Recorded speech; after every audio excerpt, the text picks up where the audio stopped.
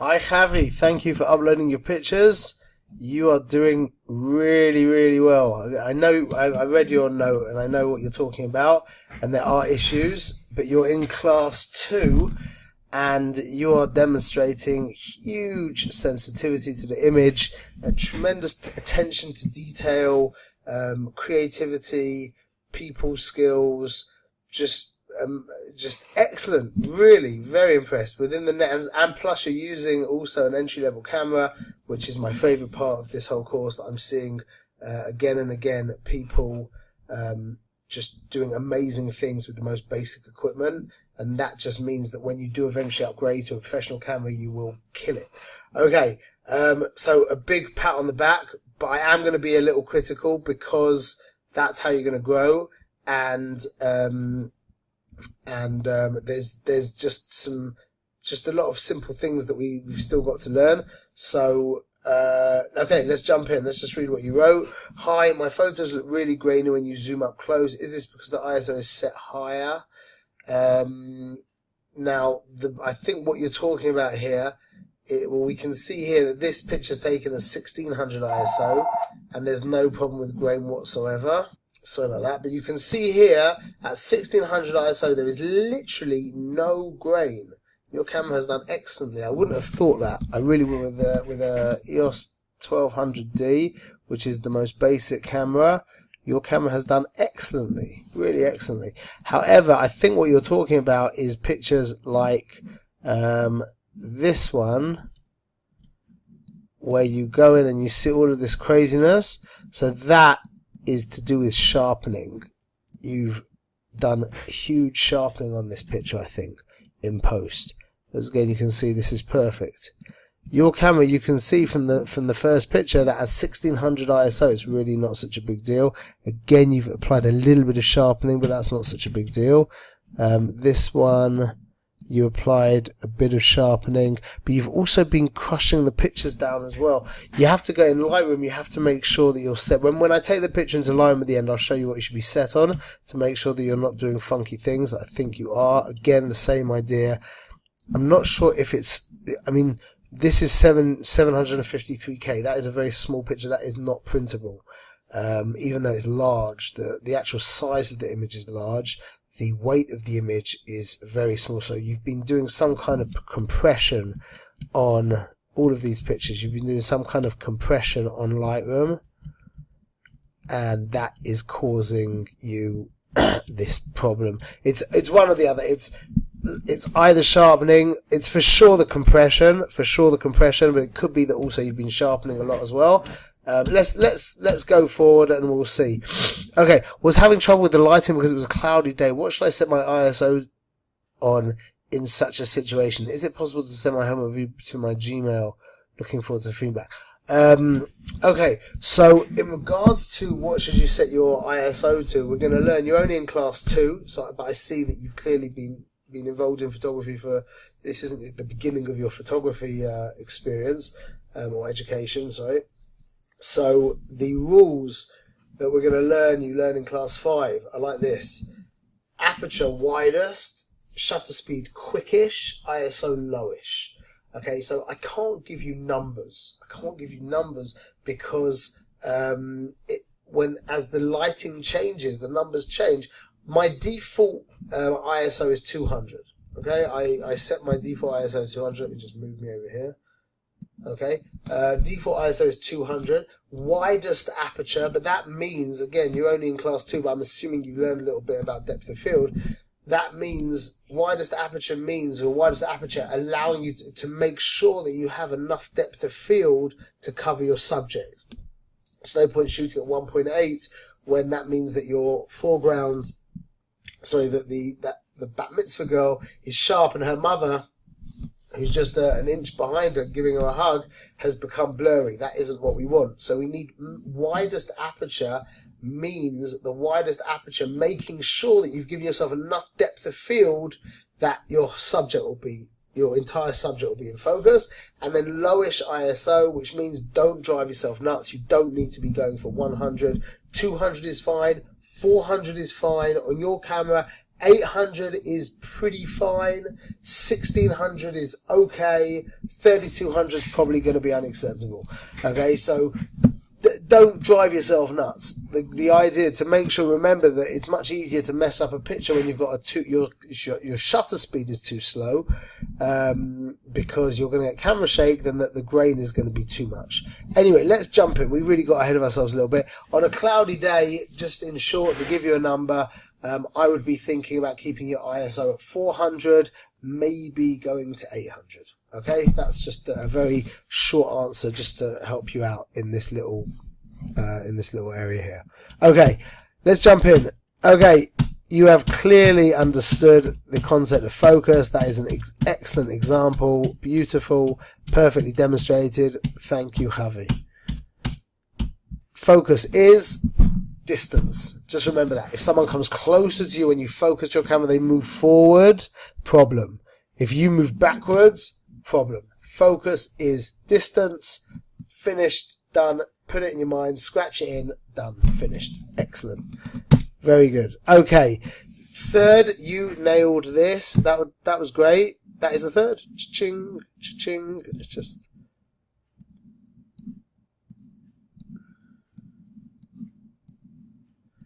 perfect. Beautifully drawn as well. That is a third. Very good. Okay, remember the rule of thirds is a real rule.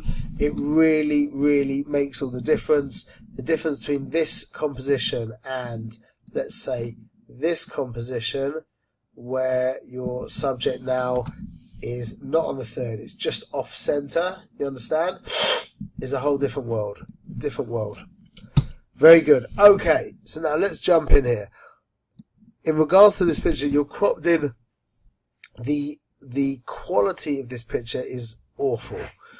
You've cropped in close. I can see you've cropped in quite drastically on the in post, and the colouring is just horrible. It really is brought out. It needs, after this, it needs skin softening as well. But put that to the side. Pardon me. This is excellent. The quality of the picture to the side, the actual structure of the image, the composition of the image, the balance of the image is absolutely beautiful. I would have taken the exact same picture. Also, the edit, the fact that you vignetted it quite nicely is also very helpful.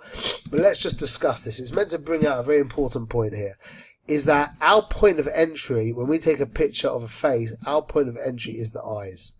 Now, what happens to our eye once we're looking at the eyes is our eye moves downwards. The default movement when we look at a face is down. We see the eyes first and then our eye moves downwards.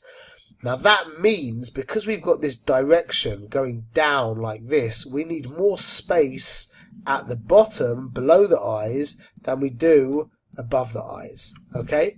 So, generally, we need the eyes to be above center. That's maybe a little bit too much, but just above center. That's a little bit too much. Something like here. So how comes this picture works? Let's have a little think. Why is it that this picture seems perfectly balanced, even though the eyes are actually, I think, they're actually a little bit below center? And the answer lies within her bow, this bow in her hair. Okay, this creates a tension. This really creates even though you've darkened it, which has balanced it perfectly, this is basically a cross here. That's a lot of tension here. So that means even though our eye is moving down this way, we've got this kind of like magnetic pull upwards, which means our eye is moving down, but we're magnetically pulled upwards, which means the entire experience becomes a balanced experience. You understand? So generally we learn that the eyes of a portrait of a close face image should be higher than center. But when you have something like bully hair or a crazy hat or a bow, for example, like this, then that can change the balance of the image, which means an image like this would be perfectly balanced. Okay, let's keep moving. This is beautifully balanced, perfectly balanced. Stats. even though you haven't learned this yet, are absolutely perfect with your camera. With my camera, it would be not perfect, because with a full frame camera, 1.8 would mean that one eye would be sharp, the other eye would be out of focus. But with your camera, a crop frame camera, that's not the case. This really is exceptionally good photography. You are going to be an excellent photographer. You really are. B'ezrat Hashem. Okay, we've got great movement this way. This out of focus tree over here is the textures and the colors added here. I can see you've added a very sophisticated vignette. You've probably darkened this area a little bit. You've sharpened him a drop. I'm not into the sharpening tool, but you've sharpened him a drop. You could have brought his, I think you brought his eyes out a teeny little bit, and maybe you've whitened his teeth. I think, pretty sure you whitened his teeth a drop. This is excellent. This really is a beautifully balanced image. You've got a really, it's a sensitive portrait of a beautiful little kid. That is a big pat on the back. Big pat on the back. Excellent. Excellent. And you're using a junky camera. That's the best bit. I love that. Okay. Stats are perfect. What can I say? You're jumping well ahead of yourself. Class 2.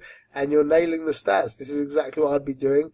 3200th of a second to have kids jumping is a great idea. Again, I think it's because you have crunched them down in Lightroom, which we'll look at in a minute, that's giving you this awful, horrible lack of quality in the picture. Definitely be better to have them both in the air at the same time. I think maybe not. Actually, I don't know. The perspective here is beautiful and intelligent. You've got loads of energy. This is just full of energy. Lighting here is difficult, but you've done okay. Definitely would be better to be having the kids to eye contact. What I do when I have people jump is you need to prep them. So I'd be something like this. Okay, Chavy, we're going to jump. Okay, we're going to go 3, 2, 1, jump. Okay, so we're jumping really on 0. Okay, and then when I jump, I need your arms out like this. I need you looking at me, give big smiles, laughing, jumping. Okay, 3, 2, 1. So you create the energy, but you need to direct things, because you need the kids. You want the kids to be looking at you, and also some people have the tendency to kind of just jump with their arms straight, their arms by their sides and their feet straight, and that's just boring. You need craziness. You need wacky ones that I'll show you very quickly, because I just took pictures. 1 second. The kind of jumping shots I do is just because it's right in front of me. I can show you. 1 minute. Let's go to the end here. 1 second. This picture. So this is a shot that I just took from the last wedding that I just did. So again, that picture did not just happen. That was seriously prepped. That I had him hold his hat.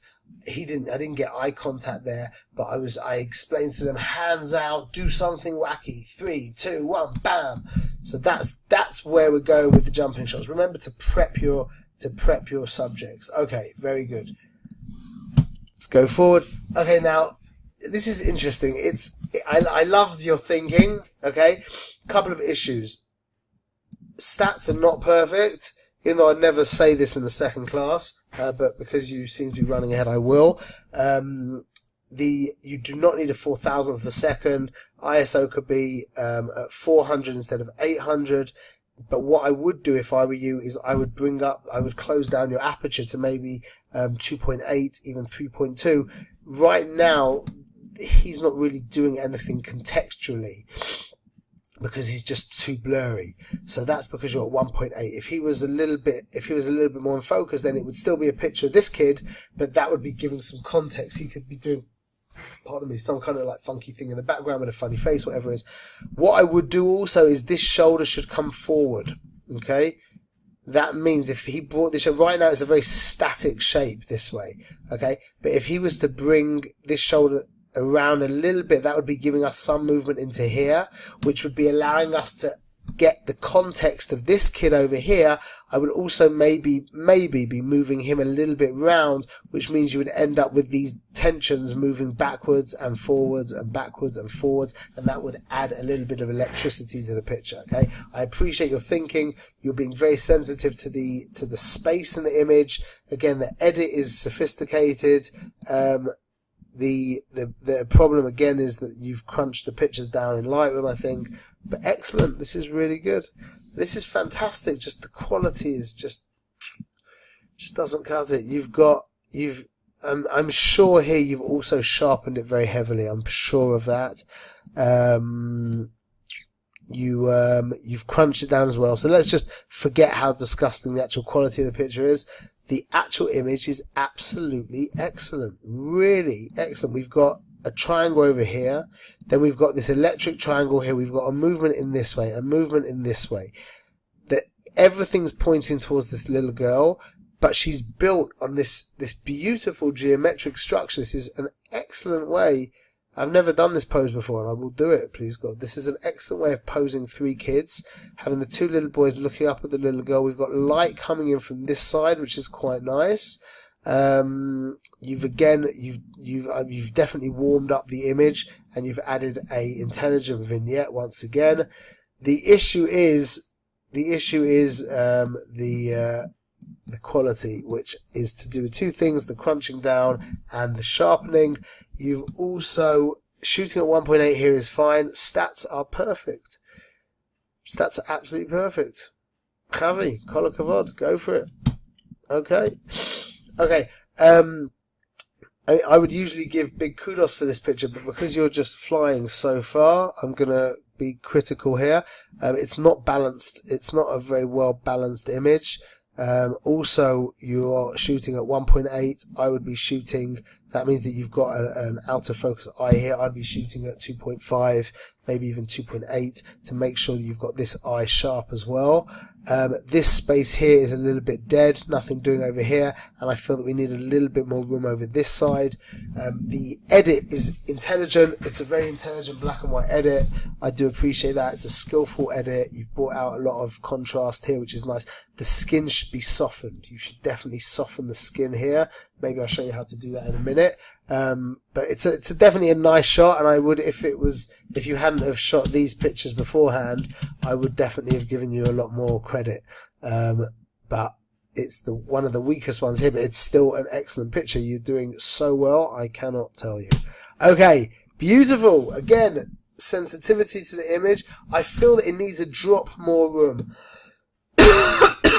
Where it says sensitivity to the image, I meant sensitivity to the balance of the image and the directions of the image. Got a little fly there. What's that? I like that little fly. Okay. Got movement coming this way. I feel that it could do with just a teeny weeny little bit more room, just to give it that perfect balance, and could be cropped in a teeny bit closer. But again, intelligent editing. I think you've added a bit of warmth here. Stats are great. Stats are, well, you could be at 200 ISO and at 1600th of a second. You're in manual. Oh wow, you're in aperture priority. Oh, all of these have been aperture priority. Oh, interesting. Okay, so I'm a little confused now as to actually where you're holding, understanding the stats. That's interesting. Okay, that's changed things a little bit. So I hope some of the things I said weren't above you. I hope so. But anyway, just your attention, your sensitivity to the image, to understanding textures, to posing, to understanding the tensions and the directions of the image is excellent. Excellent. I'm super impressed. Let's just take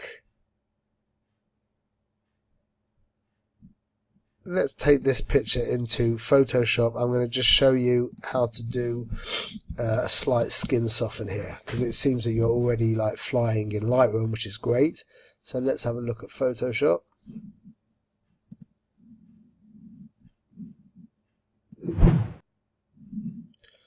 Excuse me while my computer decides if he's up for it.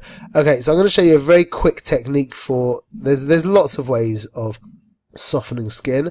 But the quickest technique, this is the quickest technique, is I'm going to go to Gaussian blur, and I'm going to blur it to like the number of something like, it really depends on the quality of the image, but I'm looking at the cheeks now to see that the cheeks get, there we go. I think that's going to be okay. It's a bit much maybe. Just a little much. There we go. Okay, so now I'm going to set my history brush at Gaussian blur, and I'm going to go back to the picture. Now what history brush does is it's basically going to paint on my picture this stage of the picture. Okay, so now I'm going to open this up, I'm going to drop my flow to that, so now I can just paint over gently. It's super easy. See, the reason why it's not the best is because if you make a mistake, to go back is not as simple as in another method, which would be creating a mask. But a lot of times, I mean, look, one of the biggest keys to Photoshop really is speed, because you can just lose your entire life in post-production. So I think we're nearly finished basically. Again, the size of the image is not helping in this edit at all. But that's basically probably what I would do with a picture like this. Like I said, we use the history brush tool, we use a Gaussian blur. You can go back and look what we did, and then we put the flow down of our history brush so it didn't just come all the way out. And we went from that to that, which I think is a dramatic improvement.